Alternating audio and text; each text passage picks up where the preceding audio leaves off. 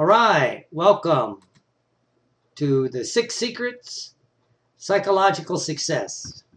How to basically get some of the things you want. How to master the road to success. It's always a fun topic. I've updated a little bit. I do this one every once in a while for people. It's a lot of fun, and I greatly enjoy it. And always talking about it helps you to learn it, as they say. All right. The first thing we'd like to do is make sure that you're ready for new ideas, or maybe some old ideas in a new way. You always have to realize that. Sometimes you have to hear things several different ways at several different times for it to settle in. So you ready? Let's rock. All right? I like to use the analogy, sometimes we all think we're special snowflakes. You know, as we always say, we know that there's no two snowflakes alike. So we all think we're totally special and unique. And we are, but are we special, but are we unique? You know, I mean, we're special, but are we unique? I mean, there's processes and things like that, right, that we can duplicate. So even though we're special, and yes, we may have to alter some things for it to work, it's no big deal. And the fact that, you know, that you have to follow a protocol if you really want this to work, right? So it's a process that you should enjoy. Success should be a process, right? Which also leads me to always wonder why some people succeed and others do not. You know, why do some people succeed at multiple endeavors, right? You know, and what can we learn from their models? What they do that's different? What can we learn from them, right? So basically, there's a recipe, right? And you know, for this recipe to work, does your desire to achieve your success goal, is it strong, right? Are you open to new ideas and actions? Because if you always do what you always did, you'll always get what you always got. Sometimes you have to be ready for new ideas, new input, and different actions, right? And can you look for ways for this to work for you? Well, the stuff we're going to talk about today. Or will you look for ways to be special, right? Oh, it won't work for me. You know, kind of like, as we'd say in NLP, a total mismatcher, right? And always remember that your desire is limited or restricted by willingness to change, right? You can have a high success drive, but if you're not willing to change to do the things to get there, it's going to limit you, right? And this goes, one of the things, a few years ago, I came up with what I call Success Track. You know, I've heard different versions of it, you know, because I don't think there's any new ideas on the planet. So usually what happens is, you know, several of us get the same kind of idea pretty close. But basically what happened is I not studied, but I had the opportunity, I was watching TV. And it was back when Larry King was still on. And he was interviewing people. You know, he always interviewed people. And if I remember right, one of the first ones I watched was Donald Trump. This is before he became the, honestly, media whore that he is now. I mean, he was still somewhat of a businessman. I think he started doing The Apprentice, but it wasn't, I don't know, it was before he did what he did. And highly respected more as a business guy. But they were talking to him about business. Larry King was talking to him about business. And I was just watching. I was probably on a training, so I had nothing better to do. And I'm watching this you know, at night. But what I noticed is every time Donald Trump talked about success, he leaned in. You know, I did this, I did that. You know, how did you turn around, you know, build Trump Tower? It was, when people were familiar with New York at the time, it was kind of a rundown part of town. And he goes, I saw this, I saw that, my team. Same with turning around Atlantic City. Same with a couple other things. Everything that, even The Apprentice, this is what he saw. I did this, I did that. Great. And then he asked him about, you know, some things that weren't so successful. And he laughed. I still remember that. He went, well, even the Donald, you know, has some learning experiences. Now, that right there points out some interesting stuff, right? Which is that he disassociated from any setback. right? He disassociated, right? But he associates into the successes. Disassociates from setback, but he was associated to anything he talked about that was successful, right? So that was kind of cool, right? So then we fast forward a little bit, and I'm watching TV, and then he was interviewing Bill Clinton. It was after he left the White House. And again, every time he talked about his success, he leaned in, he was associated. It was cool, right? And then, of course, some setbacks that he had. And he leaned back, laughed a little bit and said, well, even Bill Clinton has some things to learn. And then he talked about the one election he learned the most from was a loss. And he goes down that, right? But he goes, it really wasn't it was a setback. It made me learn. I mean, he looked at his learning experience. Again, associate in, disassociate out. And lastly, I was watching a sports thing, and they were talking to Michael Jordan. And again, it was all associate into successes, disassociate out of setbacks, right? They all had similar processes where they associate into success, so that's right there. They could do it in detail. But they disassociate from setbacks or failures and remembered them as learnings. They didn't even call them a failure. It was a learning experience, right? Which that right there gives you a ton of information, right? So, and we're going to add this in with some of the stuff we're doing later as I do a little bonus at the end. So what are the subconscious processes? The 6 psychological secrets for success. Number 1 is you have to know your target. You have to have a clear goal. What is your target? And not just what is your target. What does that target do for you? People always say, I want a lot of money. Okay, well, money can be a mediocre target, right? Not a mediocre target, but it's not as powerful. But what will that money do for you? As it says there, money may not be a good goal. What does that get you? Freedom, power, flexibility, access. What is it there? That's your true goal. Money is one of the ways to get there, right? So what's your goal? What's your goal? And your goal must light up your neurology. It's not like, well, I should do this, I should do that. Yeah, everybody. Yeah, that's why money's not a big motivator. I work with a guy, he does, used to do some practice building, same kind of stuff I did. We did some stuff together. But he was fascinated when money was not a motivator for people, because it was for him, right? And that's fine. There's no right, there's no wrong. But the goal must bring you pleasure. It has to be your target, your goal, right? That's one of the keys, right? So he said you have to know your target, right? And it really has to light you up. Number 2, you have to be self-aware as you go toward your target, right? You have to know what good activities move you toward your goal or the payoff, and what bad activities keep you from it, the time wasters.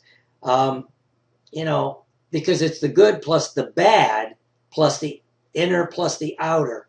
That's what self-awareness is, right? Because we get lost in time wasters, playing on Facebook. Yeah, it could be people go, I'm building my business. Well, yeah, you could use Facebook for that. I do. Other people do. But if you're spending hours on there reading everybody's post and posting what you had for lunch and yada, yada, yada, that to me becomes a time waster. I've heard people say it's about, you major in minors. I was trying to coach a guy one time. He didn't have this awareness, this type of self-awareness. It was one of the things I was coaching him on. He wasn't going to start his practice till he had the perfect practice software. And I'm like, dude, you're a hypnotist. First of all, it's not that big a deal to have software. I mean, whatever. Just write something down on a piece of paper, right? But anyway, he could get lost in that because he was a techno guy.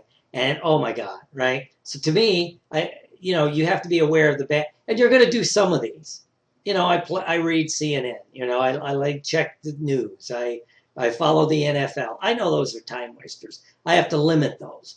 Am I going to get rid of them totally? Probably not, right? Because I get some pleasure out of them, great. So I got my good activities, sending out my email now once a week. People have been getting that regularly, the e-zine with usually an update later in the week. I don't want to, spam everybody's email box every day, even though some of the internet guys say that. So so I'm doing good activities. I'm moving toward my goal. I'm taking classes. I'm bringing in new materials. I'm redoing more webinars, right? I have some bad. I do time wasters, right? And what's my inner habits and drivers, right? Um, I'm motivated. I'm vain. I want to do things. I'm getting to the point I want to do different things, right? And then now let's add the outer. This is the important part, right? So you got your good activities. You try to limit your bad activities, become aware of them. Know what your inner drivers are that get you toward your goals. And lastly is the outer, right? First it's your role models and your friends. Now you have to choose some of these wisely, right? Because it's been said, whoever they are, they say, that if you look at 5 people, friends in business that you spend the most time with, that your income is going to be close to theirs, right? So what does that mean? Well, you need to hang out with the kind of people you want to be, right? And it's an unpleasant truth. If you look at those 5 people that you spend the most time with, their average income is probably your average. Their success level is probably yours. Their lifestyle is your lifestyle. Not that that's right or wrong, but if you want a different lifestyle, you have to decide differently on different types of friends that you want to have. Now, what's interesting, that you have to go get these friends. It's basically friends, associates, things like that. Because those of you that go to conferences, whether it's hypnosis conferences, psych conference, whatever, you ever notice that the successful people hang out with each other? It's not that they're a clique necessarily. It's more that like, oh my God, we're the same, so we're going to hang out together, right? No big deal, right? Great, right? So what you can do is use this little miracle, right? If you decide on the lifestyle you want, then you have to mentally develop those new friends. Read about them. Maybe take webinars from them. Dress like they do. Act like they do. Get that mindset, right? One of the things here in Florida, I've noticed, right? Living in Florida, interesting place, right? But you can glance at someone when you're out, like at a restaurant, and you can almost judge their level of success by how they're dressed, right? If they have jeans on, which is the highly successful people don't wear them that often, they're nice jeans, especially in my age group. I can only talk about my age group, right? They're dressed nice. They're clean. It's just, it's the whole persona, right? So let's say you can't hang out with those people. You want to be a super successful X, Y, or Z. Well, you're not there yet, so you really can't break into their circle, right? And so what you can do is mentally surround yourself with those people. They're your new role models and friends. So in your mind, you still have the people you're associated with in the real world right now, right? But as you start to change, we've all had this, especially those of us that get into hypnosis and NLP, a lot of your old friends kind of fall by the wayside because you're on a different path. You don't have that much in common with them, right? And your contact becomes more limited is the only way to say it, right? So in your mind, you begin to think about hanging out with the different people. That's your group. That's your peer group. So in your mind, that's the people you're hanging out with. So you dress like they do. You act like they do. You take classes. You begin to do what they do, right?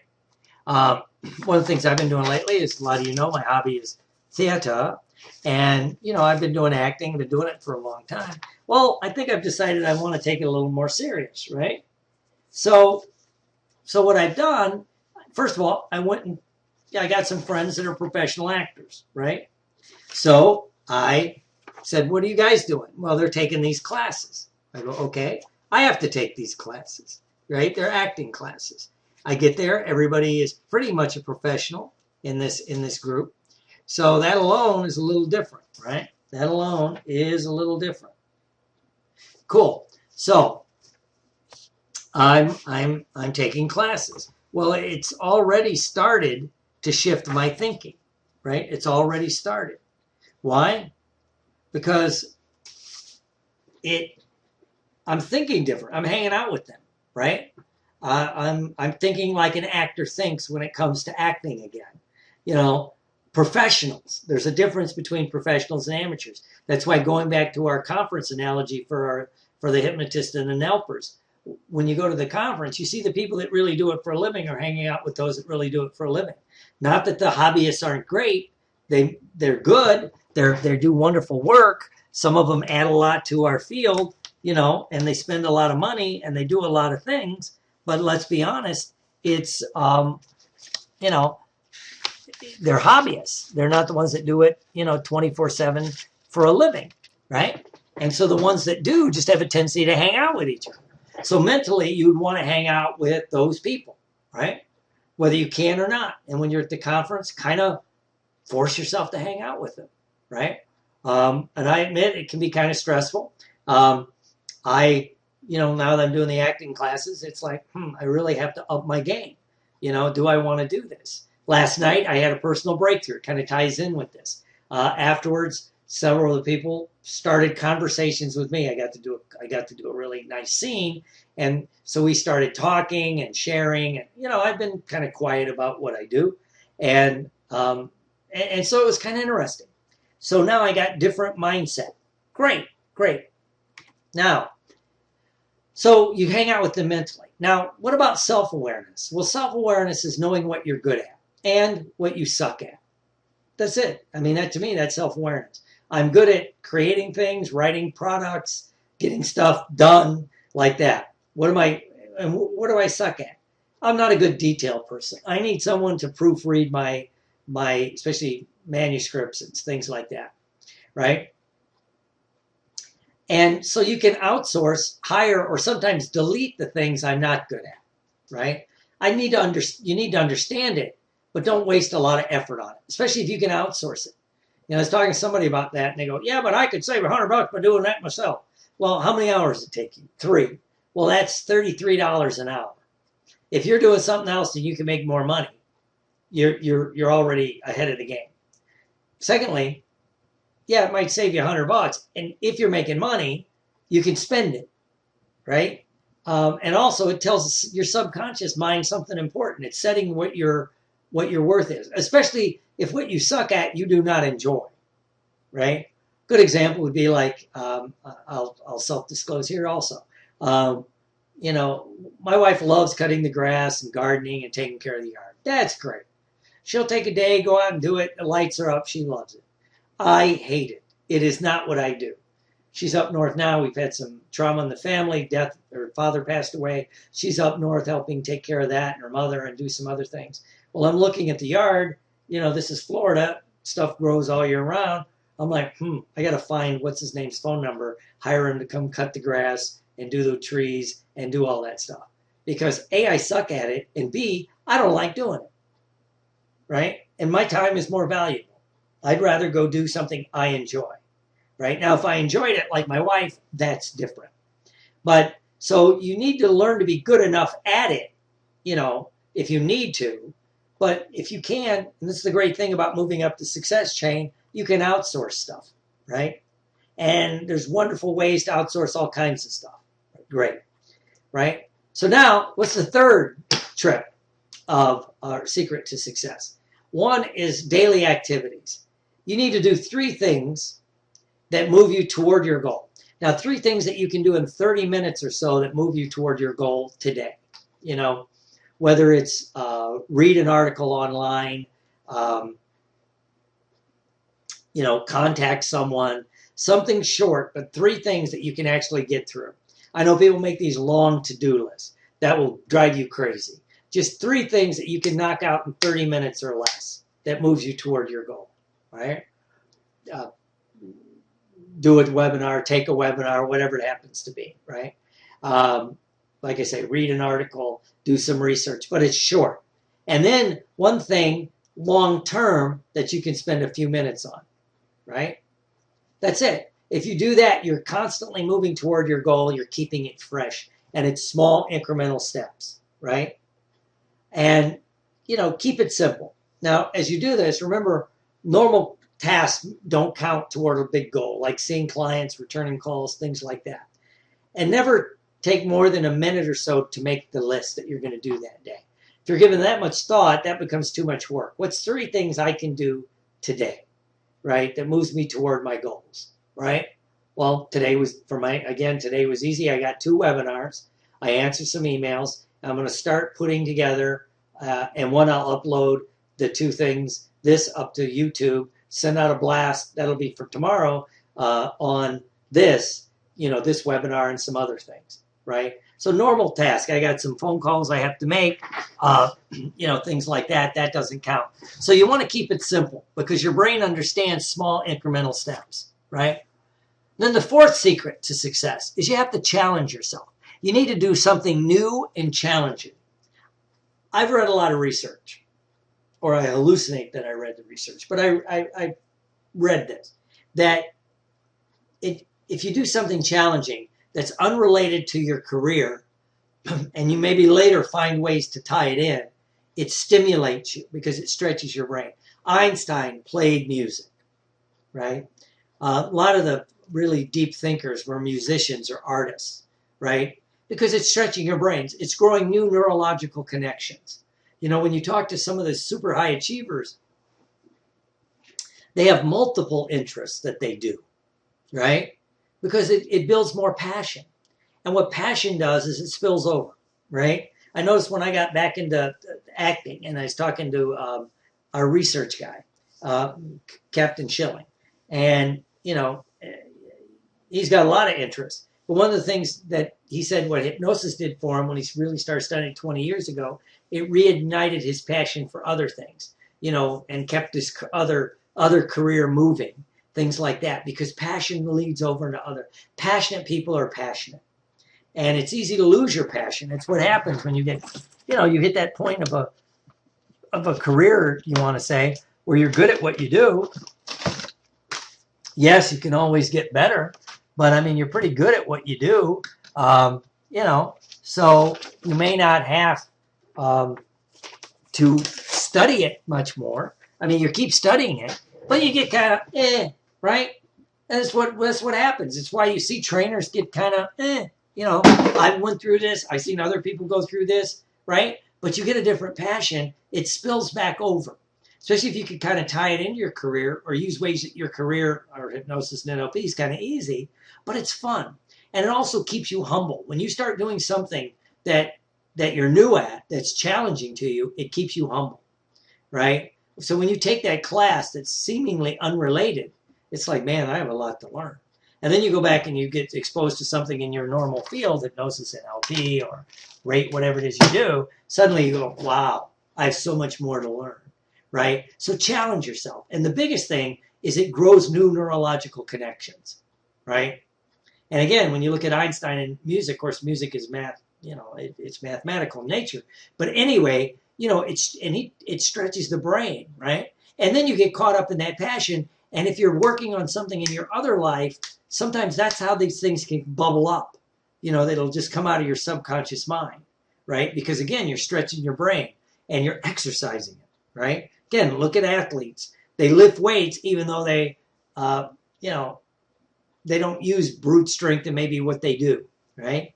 But it can help, right? It all helps. And 4A that goes with that, with learning something, is you totally immerse yourself in the things about your goal. Read about it. Talk to those that are also into it. Watch videos. Listen about it. Even if it's only for a few minutes, it's like, wow. First of all, it lets you know you're not alone. Secondly, it gives you a whole new world to explore. And there's nothing like immersion, So for 10 minutes a day, if you're new learning like NLP and hypnosis, 10, 15 minutes a day, you're going to watch a webinar or video. You're going to talk to other people. You're going to really, really stretch your mind and have some fun with it, right? Really works, right? And there's nothing like that to really help you go, right? The 5th psychological secret is to fail faster. Again, going back to what we talked about with the models that I talked about at the beginning, is if you look at setback as learning experience, you learn from them.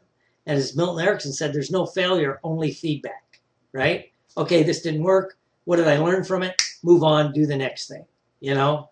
And then it's how you open up, right? Boom, boom, boom. What did I learn from it? Leave the rest. What did I learn from it? Leave the rest. What did I learn from it? Leave the rest, right? And only associate what you learn from the experience. Let any negative feelings fade away, right? So you're failing faster in a process. And if you're in a process, you're doing something, it's not working, you'll begin to notice, you notice it quicker. What can I learn from it? Stop this activity, move on to another activity, and keep going, right? Number 6 is know your message and create fun experiences, right? Highly successful people know their message. Everyone has a message. You know, we're all unique. I talked about we're not special, but we're all unique, special human beings that have special things that we can bring to the world. And if you know what your message is and how it relates to others, you know, realizing that other people are looking at whatever you're presenting to them, whatever you're talking about, what's in it for me, right? How can I take what I'm presenting this? I find it fascinating about this. My message is to teach people how their brains work and this and that. Well, what's in it for me? People that are listening. Well, people want to learn about their brains. You know, I draw people that really are open to new learnings and different experiences, right? And then you want to create fun experiences around your message. I do webinars, right? I have fun myself. I try to create a fun, joyous, memorable journey, right? Which creates a team, right? And then you're having a lot of fun with it. And I love the saying, when people go, there's no I in team, I always remind them, but there's an I in win. You have to be there if you want to win, right? You can't rely on the team all the time. Sometimes you have to carry the team, you know? Well, think of the sports analogy. We always hear these guys, he put the team on his back and carried them through that game to win the title or win that game, yada, yada, yada. It's true. Sometimes the I, you in the team has to carry it, right? And if possible, create a wow experience, as Disney said.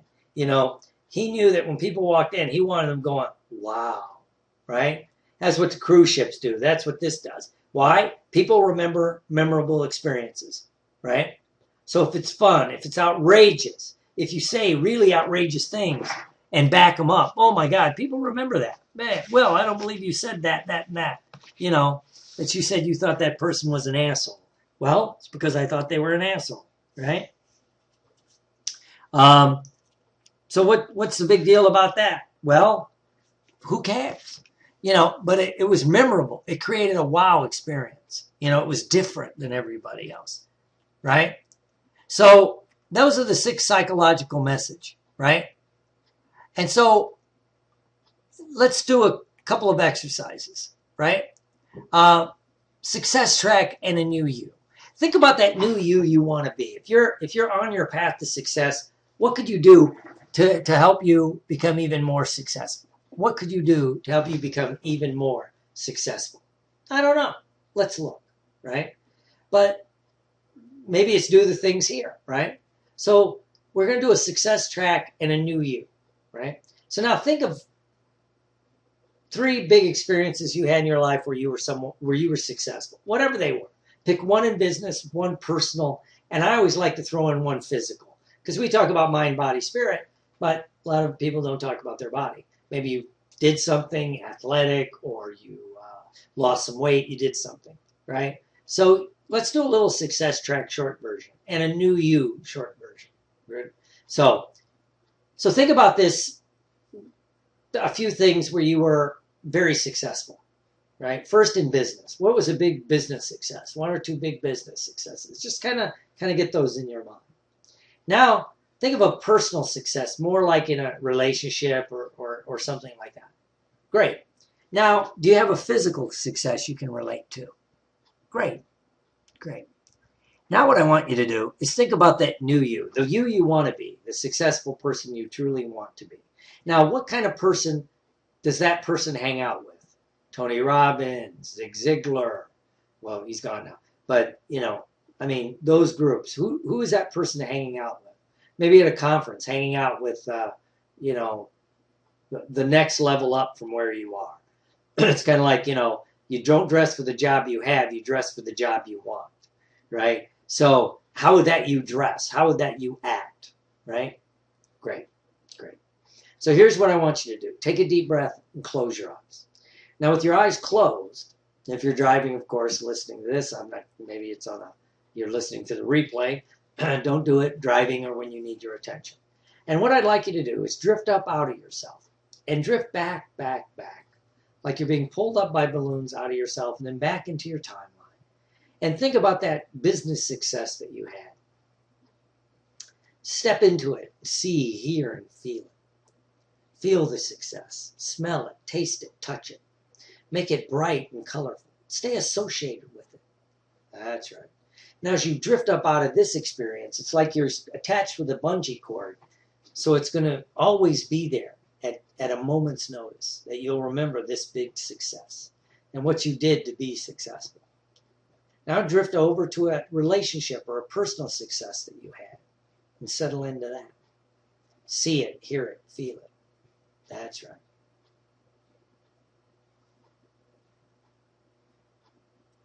Now pull up out of that, but you're connected to this one.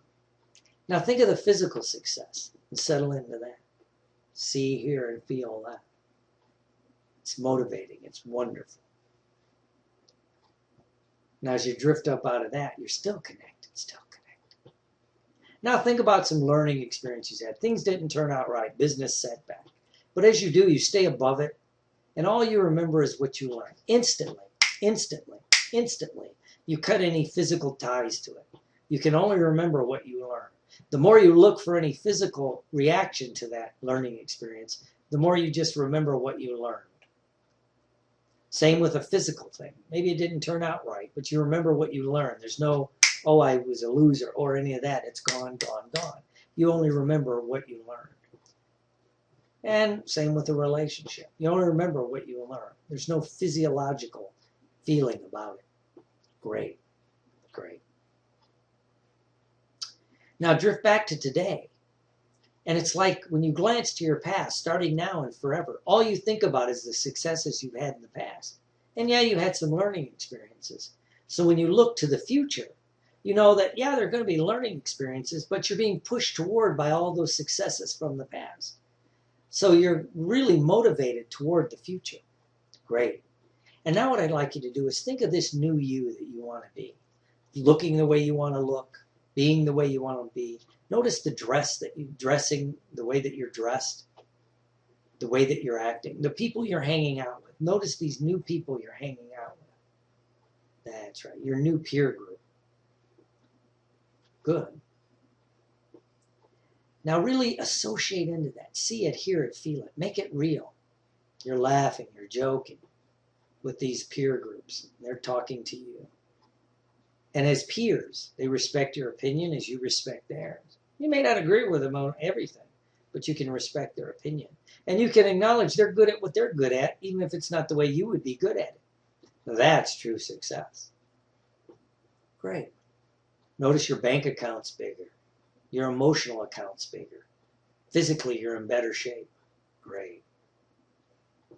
Now put this in your future. Maybe 6 months into the future.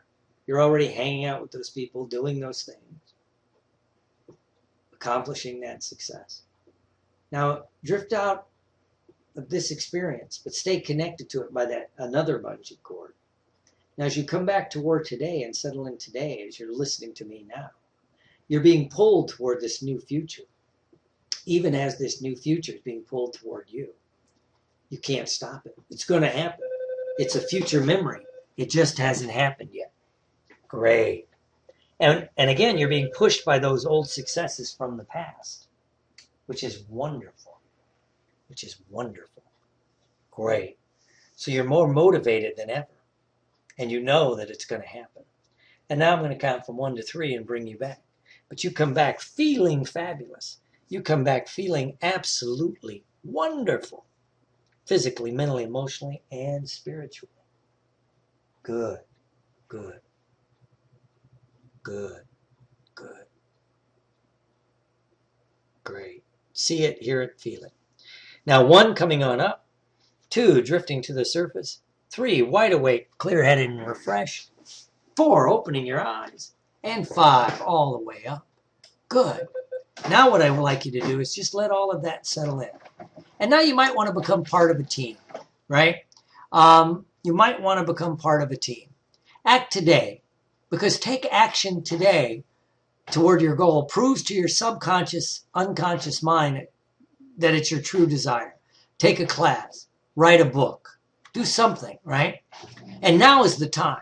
Take a class to improve your skills, right? I've got a lot of classes. Of course, I push what I do, right? I have sixfigurecashpractice.com if you want to up your business, if you're any kind of practitioner. I have Secret Mind Control, which is the ongoing conversational hypnosis and NLP class, which I'll be teaching later today. It's going to be a 4-module course. It'll probably end up being a 6 or an 8-module course, right? I did the NLPforsales.com, right, which was a fun class. People really enjoyed it, about using NLP in the sales world. The Become an Author Fast is a class that I offer. The Ultimate Fat Loss for You, because I walk around hypnosis conferences, NLP conferences, psych conferences, and wonder, why are there so many fat professionals, right? So I put together this course, did some research, really wrote it, right? And the Ultimate NLP course. And right now you can save on each of these, at least 50% or more. You can check the next e-zine. You can, and it'll help expand your skills. Have fun again, right? And help more people. And join part of a team, right? And you can email me now at drwillhorton@gmail if you have any questions or want to take a specific course. I'll get you in there and we'll figure out how you can pay for it later, so we can expand and grow our team, right? So again, till next time, I try to offer a lot to people. Of course, the website NFNLP is the main one. 6-figure cash practice. Alcohol and addiction solution for people that want to work with alcohol and drug addicts. My clinical specialty is what I got my doctorate in psychology was that. Secret Mind Control. Become an Author Fast. Write a book now. Get it out of the way. Ultimate Fat Loss for You. NLP for Sales. Ultimate NLP course. And of course, drwilliamhorton.com. So until next time, have fun with this. Godspeed. And you know what? Thank you for being a part of my life. Really, thank you for being a part. Share with me your experiences and help me help you grow, because that is my true goal. And so I'd like to thank you for being a part of this, and to everyone, have a great week. Thank you.